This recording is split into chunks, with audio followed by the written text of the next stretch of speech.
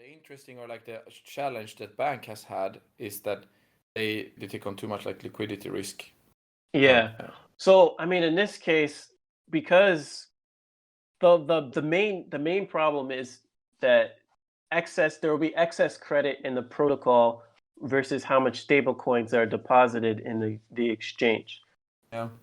That's not necessarily an issue as long as people as long as the flows of stable coins in and out of the exchange, it still meets the demand, you know? Yeah.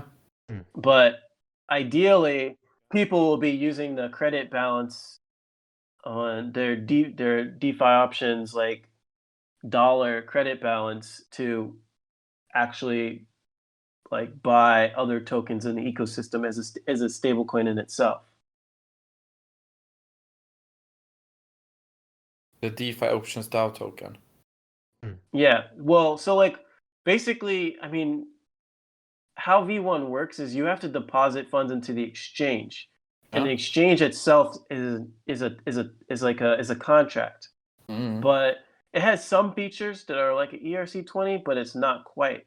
Basically, in V2, I make the exchange an ERC20 token, and yeah, so you can add the exchange address to your like MetaMask, and you'll be able to see your balance of like you'll be able to see your balance in your MetaMask, and you can transfer that balance to other people, and potentially over time, as people get comfortable with on-chain credit-based systems, people will be less reliant upon say over-collateralized stablecoins or centralized stablecoins, and more reliant upon the credit-based stablecoins, or I guess it's hard to say credit based on the credit.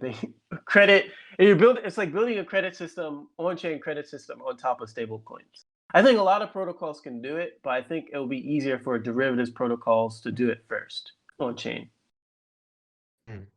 Just because the whole risk management framework for writing derivatives and have been more formally thought out than a lot of the other shit that goes on in DeFi. Yeah.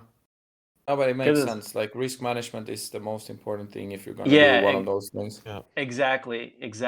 And I think over time liquidity providers will basically be managing the supply of credit in DeFi as a whole.